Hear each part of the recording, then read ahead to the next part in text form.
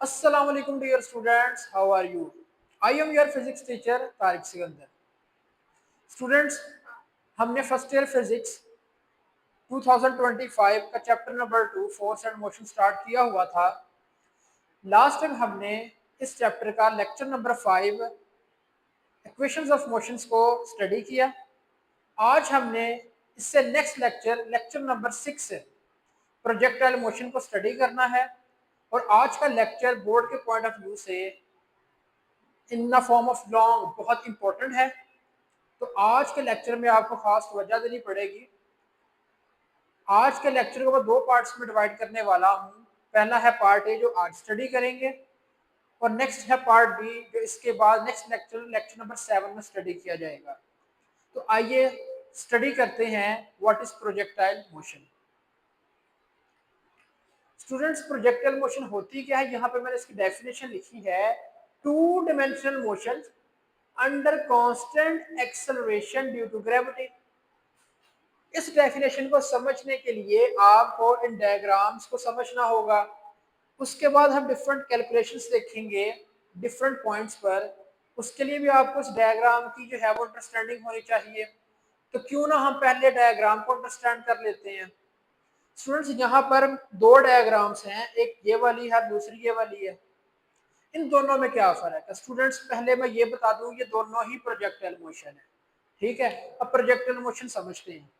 देखें, फर्स्ट कर ले स्टूडेंट्स, मैं एक सर्टेन हाइट पे हूँ। फॉर एग्जांपल मैं छत पे खड़ा हूँ, ठीक है, और एक छत पे खड़े होके मेरे हाथ में एक फुटबॉल है, ठीक है, या टेनिस बॉल है। मैंने उसको क्या करना है, उसको स्ट्रेट हॉरिजॉन्टल ऐसे जो है वो फेंकना है। जब उस बॉल को मैं स्ट्रेट फेंकूंगा तो वो बॉल क्या करेगी, स्ट्रेट मूव करेगी हॉरिजॉन्टल। ठीक है स्टूडेंट्स, अब यहाँ पर उस बॉल के ऊपर दो फोर्सेस एक्ट करेंगी। First one is gravitational force, जो कि अर्थ की ग्रेविटी की वजह से होती है, जो उसको डाउनवर्ड खींचेगी। सेकंड, एयर रेजिस्टेंस फोर्स, जो इसके ऑपोजिट लगेगी पीछे की तरफ। बॉल आगे की तरफ आएगी, एयर रेजिस्टेंस फोर्स पीछे की तरफ एक्ट करेगी।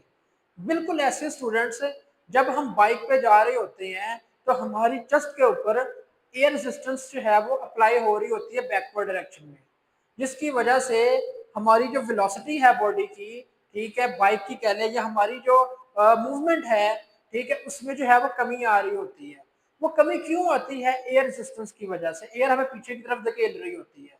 इसी तरह स्टूडेंट्स, यहाँ पे जब मैं बॉल हॉरिजॉन्टल थ्रो करूंगा तो एयर रेजिस्टेंस इसको ऑपोजिट जो है वो क्या करेगी, इस पर फोर्स अप्लाई करेगी, जिसकी वजह से क्या होगा, बॉल की जो स्पीड है, वेलोसिटी है, उसमें जो है वो चेंज आना शुरू हो जाएगा।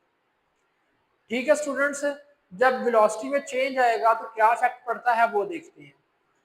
देखिए स्टूडेंट्स, अगर मैं छत पे खड़े होकर बॉल को फेंकूंगा और बॉल कुछ टाइम के बाद ये जो शेप इख्तियार करेगी और यहाँ पे आकर जमीन के साथ टकरा जाएगी। क्यों?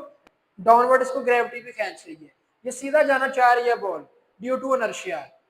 ठीक है, लेकिन ग्रेविटी इसको डाउनवर्ड खींच रही है और बॉल नीचे आके यहाँ पे टकरा जाएगी। अगली बार उसी फोर्स के साथ बॉल को फेंकता हूँ तो जरूरी नहीं है कि बॉल सेम इसी पॉइंट पर आगे हिट करे। बॉल थोड़ी सी पीछे भी गिर सकती है, बॉल थोड़ी सी आगे भी गिर सकती है। ये सारा का सारा जो इफेक्ट पड़ रहा है यहाँ पे वो पड़ रहा है ड्यू टू एयर फ्रिक्शन। क्योंकि पहले मैंने जब बॉल को फेंका था, हो सकता है तब एयर कम हो, एयर कम होगी, एयर फ्रिक्शन कम होगी, एयर रेजिस्टेंस कम होगी। लेकिन जब मैंने सेकेंड टाइम इसको फेंका तो उससे क्या हुआ कि उस टाइम एयर फर्श करने की ज्यादा थी, जिसकी वजह से एयर रेजिस्टेंस ज्यादा अप्लाई हुई, जिसकी वजह से बॉडी ज्यादा दूर जाने की वजह से पास आके गिर गई। ठीक है, तो इस केस में हमारे जो रिजल्ट्स हैं वो अच्छे नहीं आते। ठीक है, जो हमें रिजल्ट चाहिए कैलकुलेशन की फॉर्म में वो नहीं मिलते। इसलिए हम यहाँ पे क्या करते हैं, एयर रेजिस्टेंस को निगलेक्ट कर देते हैं, एयर रेजिस्टेंस को इग्नोर कर देते हैं। जब एयर रेजिस्टेंस को इग्नोर करते हैं तो हमारे पास सिर्फ एक फोर्स बचती है, दैट इज ग्रेविटेशनल फोर्स, जो बॉडी को डाउनवर्ड खींचेगी। अब कुछ स्टूडेंट्स का क्वेश्चन होता है कि सर ग्रेविटेशनल फोर्स को भी अगर हम जो है वो निगलेक्ट कर दें, भाई अगर ग्रेविटेशनल फोर्स को ही निगलेक्ट कर दें तो बॉल तो सीधी जाती जाएगी, बॉल तो नीचे आएगी ही नहीं। बॉल जब नीचे ही नहीं आएगी तो इसकी ये जो शेप है जो हमें चाहिए प्रोजेक्टाइल मोशन की फॉर्म में वो बनेगी नहीं, तो हमारा जो मकसद है वो पूरा नहीं हो पाएगा। इसलिए हम यहाँ पर ग्रेविटेशनल फोर्स को इग्नोर नहीं कर सकते। तो यहाँ पे हमने क्या सीखा कि हमने यहाँ पर बॉल को जब थ्रो करना है एट अ सर्टेन हाइट, तो यहाँ पर दो फोर्सेस एक्ट कर रही थी, gravitational force and air resistance force. तो मैंने एयर रेजिस्टेंस फोर्स को निगलेक्ट कर दिया, ठीक है। तो यहाँ पर सिर्फ एक फोर्स बच गई, ग्रेविटेशनल फोर्स, जो बॉल को डाउनवर्ड लाने में हेल्प करेगी और हमारे पास एक पैराबोलिक पाथ बनेगा, और इसी मोशन को हम प्रोजेक्टाइल मोशन कहते हैं। अब आप गौर करें कि ये जो मोशन हो रही है ये टू डायमेंशन में हो रही है, एक्स एक्सिस और वाई एक्सिस के बिटवीन, ठीक है स्टूडेंट्स। और इसी को मैंने डेफिनेशन की फॉर्म में लिखा है, two dimensional motion under constant acceleration due to gravity. Gravity की वजह से जो टू डायमेंशनल मोशन होती है प्रोजेक्टाइल मोशन कहलाती है, लेकिन यहाँ पे वर्ड ऐड है अंडर कांस्टेंट एक्सेलरेशन। ये बड़ा इंपॉर्टेंट पॉइंट है स्टूडेंट्स। देखें, एक्सेलरेशन कांस्टेंट का मतलब क्या है? एक्सेलरेशन का जीरो होना, ठीक है स्टूडेंट्स। तो यहाँ पर जो वेलोसिटी है वो क्या होगी? वेलोसिटी वेरिएबल होगी, क्योंकि वेलोसिटी में चेंज आएगा तो एक्सेलरेशन पैदा होगा।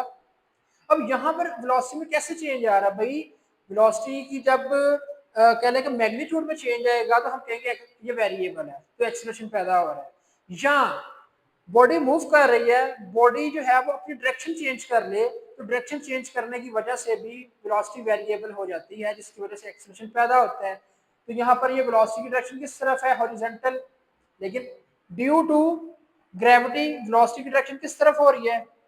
डाउनवर्ड, ठीक है स्टूडेंट्स। तो यहाँ पर जो हॉरिजॉन्टल वेलोसिटी है वहां पर डायरेक्शन में चेंज आ रहा है, जिसकी वजह से एक्सेलरेशन सॉरी जो वेलोसिटी है वो क्या है?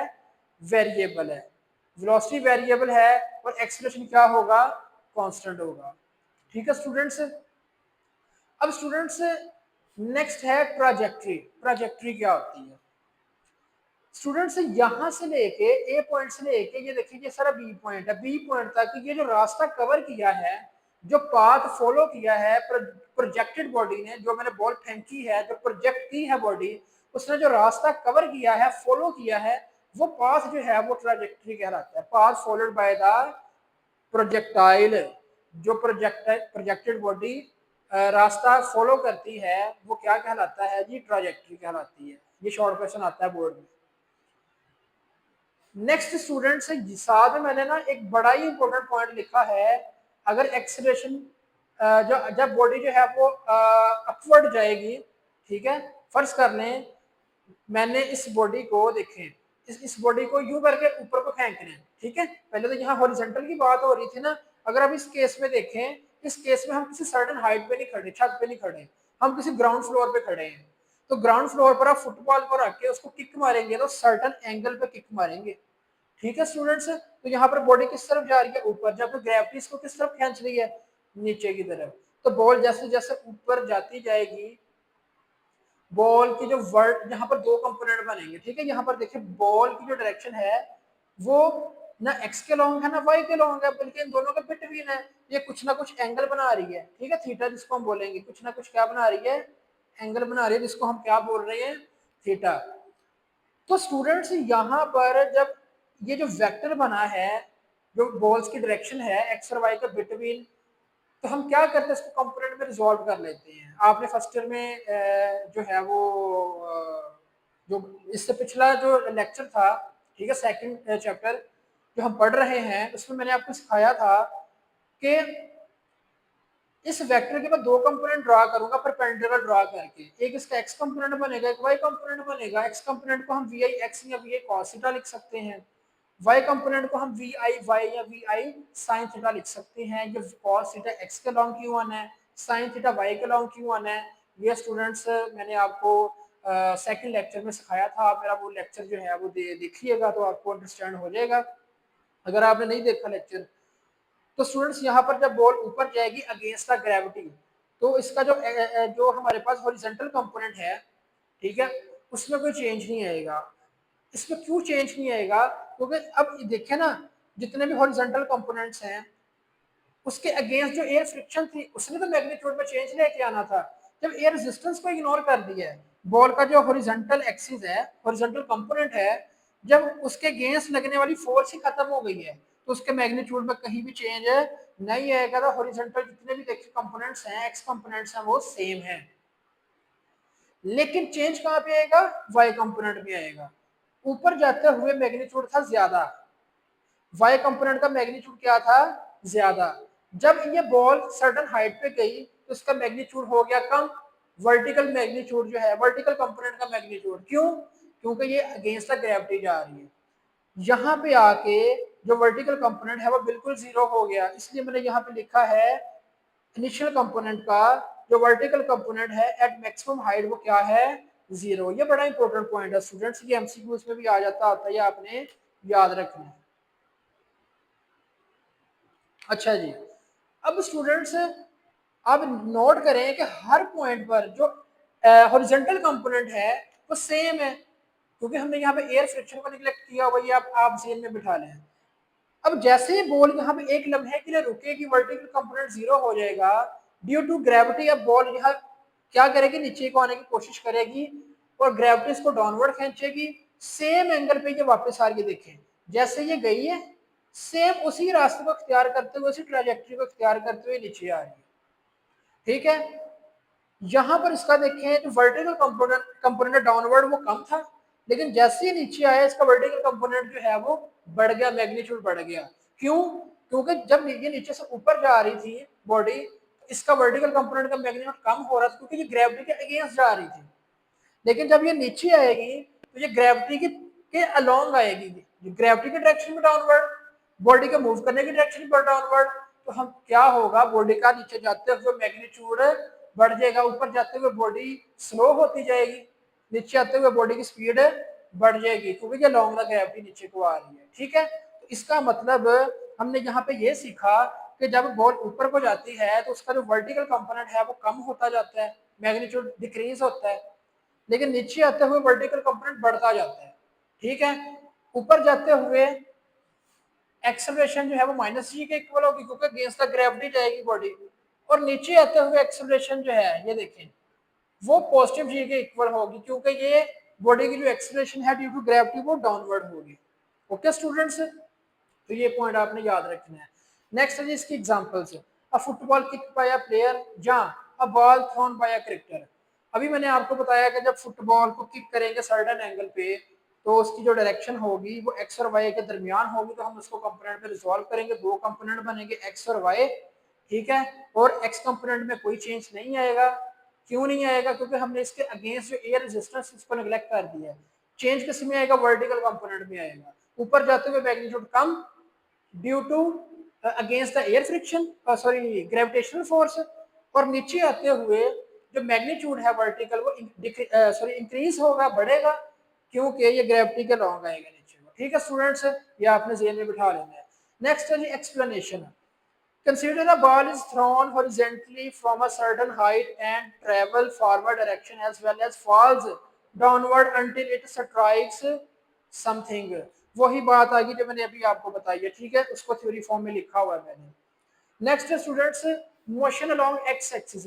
अब हम इसको मैथमेटिकल फॉर्म में कवर करेंगे। स्टूडेंट्स आपने इसको जरा देखना गौर से, इस डायग्राम को देखते हुए देखें जितने भी हॉरिजॉन्टल कंपोनेंट हैं वो सेम है, मैग्नीट्यूड सेम है क्योंकि एयर फ्रिक्शन को निगलेक्ट किया हुआ है। लेकिन देखिए यहाँ पर जो वर्टिकल कंपोनेंट है उसका मैग्नीट्यूड छोटा है, कम है, लेकिन नीचे तो मैग्नीट्यूड बढ़ गया है क्योंकि बॉडी की जो मूव करने की डायरेक्शन है वो डाउनवर्ड है, नीचे को आ रही है, ग्रेविटी भी डाउनवर्ड है, तो यहाँ पर जो जी है वो पॉजिटिव होगा, एक इसके इक्वल होगा।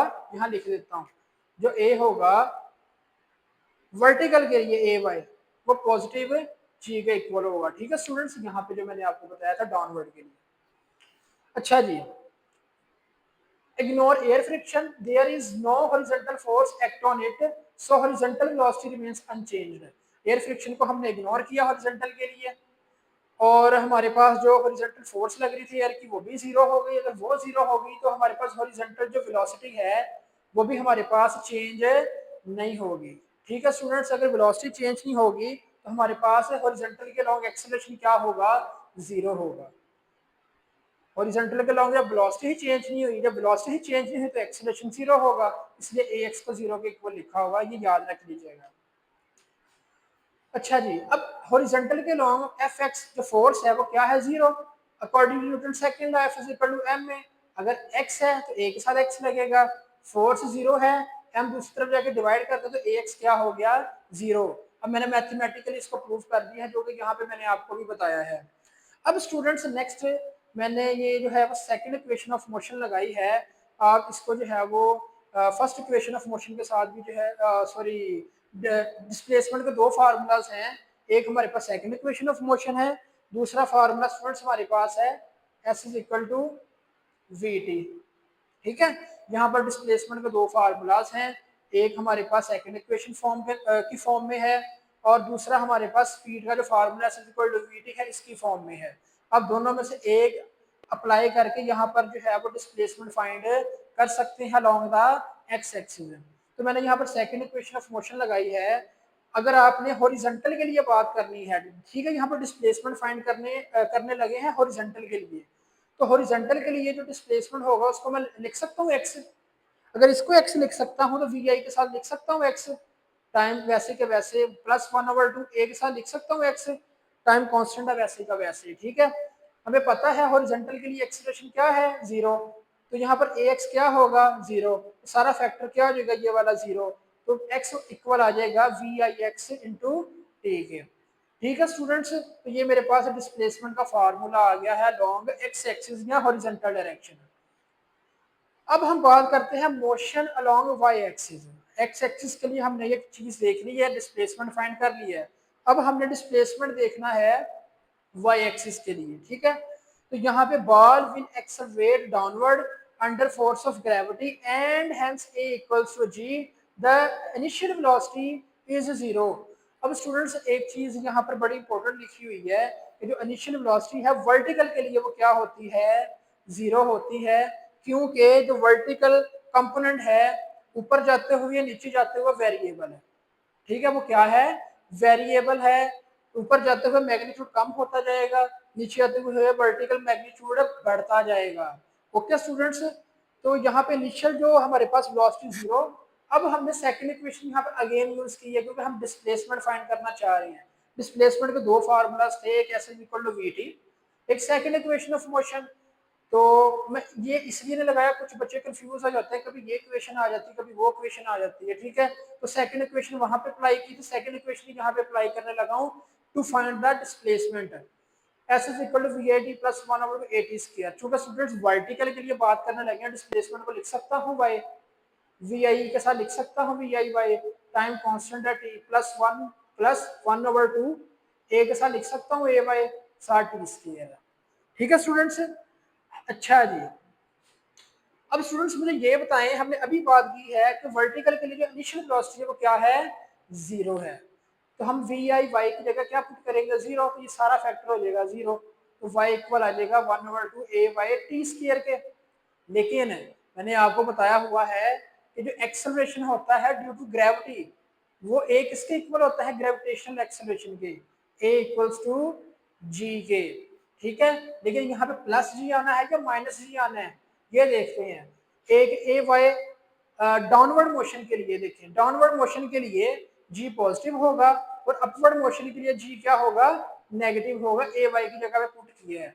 अगर आपको डाउनवर्ड मोशन के लिए फार्मूला पूछे डिस्प्लेसमेंट का, आपने ये लिखना है, अगर अपवर्ड के लिए पूछे तो आपने ये लिखना है नेगेटिव में। डाउनवर्ड के लिए ग्रेविटी और जो बॉडी की जो डायरेक्शन है वो दोनों सेम है नीचे की तरफ। ठीक है, तो हमारे पास जी पॉजिटिव, अगर ग्रेविटी नीचे की तरफ है और बॉडी ऊपर की तरफ जा रही है अगेंस्ट द ग्रेविटी तो जी नेगेटिव होगा, जैसे कि हम पहले डिस्कस कर चुके हैं। आई होप कि यहाँ तक आपको बेटर अंडरस्टैंडिंग हो चुकी होगी। स्टूडेंट्स, अब हम बात करते हैं instantaneous velocity of projectile thrown at angle with horizontal axis. Instantaneous का मतलब होता है किसी भी लम्हे पर।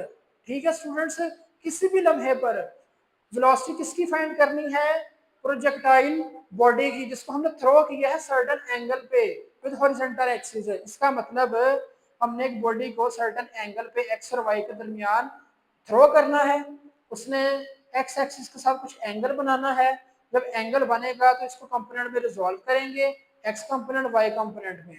जब कंपोनेंट में रिजॉल्व करेंगे फिर हम देखेंगे इस पॉइंट पर वेलोसिटी क्या है, इस पॉइंट पर वेलोसिटी क्या है, इस पॉइंट पर वेलोसिटी क्या है, इस पॉइंट पर वेलोसिटी क्या है और इस पॉइंट पर वेलोसिटी क्या है।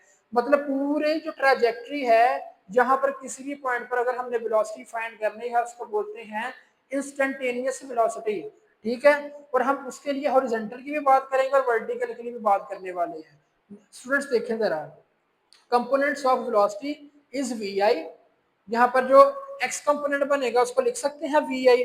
ठीक है, along x axis is v i cos theta, उसको हम वी आई एक्स या वी आई कॉस थीटा लिख सकते हैं। And along y axis is v i sine theta. देखें यहाँ पर जिस बॉडी को मैंने प्रोजेक्ट किया था उसकी इनिशियल वेलोसिटी वी आई, उसके दो कंपोनेंट बने, एक वी आई एक्स एक वी आई वाई। आप वी आई एक्स को लिख सकते हैं v i cos theta, v i y को लिख सकते हैं वी आई साइन थीटा। ऐसे लिख देंगे, ऐसे लिखने बाद एक ही है। ओके स्टूडेंट्स, अच्छा जी, यहाँ पर स्टूडेंट्स नेक्स्ट है जी वेलोसिटी लॉन्ग एक्स एक्सिस। पहले हमने डिस्प्लेसमेंट फाइंड किया एक्स एक्सिस और वाई एक्सिस के लॉन्ग, अब हमने वेलोसिटी फाइंड करनी है एक्स एक्सिस और वाई एक्सिस के लॉन्ग। तो स्टूडेंट्स यहाँ पर जरा फोकस कीजिएगा, बड़ा ही इंपॉर्टेंट पॉइंट आ रहा है। ठीक है, एमसीक्यूज के लिए भी इंपॉर्टेंट है। हमने अभी पढ़ा कि एक्स एक्सिस के लॉन्ग जो वेलोसिटी है वो कांस्टेंट होती, चेंज नहीं होती। जब चेंज नहीं होगी, ठीक है, तो एक्सेलरेशन क्या होगा, एक्स के लॉन्ग जीरो, क्योंकि हर एक्सिस पर सॉरी हर पॉइंट पर जो हॉरिजॉन्टल एक्सिस था वहां पर जो वेलोसिटी का मैग्नीट्यूड है वो चेंज नहीं हो रहा, कांस्टेंट है। जब वो चेंज नहीं होगा तो एक्सेलरेशन जीरो होगा। ठीक है स्टूडेंट्स, अब हम बात करते हैं फॉर हॉरिजॉन्टल मोशन के लिए। जो हमारे पास फर्ज कर लें यहाँ पर इनिशियल जो वेलोसिटी थी, जो एक्स कंपोनेंट था वी आई एक्स, वो वी आई वाई के भी वी आई वाई के इक्वल होगा, सॉरी एफ के इक्वल होगा। ठीक है, मतलब यहाँ पर जो इसका इनिशियल कंपोनेंट है, एक्स कंपोनेंट है, अगर मैं यहाँ पे बॉडी को प्रोजेक्ट करूँ और बॉडी फर्श कर ले यहाँ पे आ जाती है। ठीक है, फर्श कर ले यहाँ पे आ जाती है, मैं कहता हूँ यहाँ पर जो बॉडी की वेलोसिटी और फाइनल वेलोसिटी है।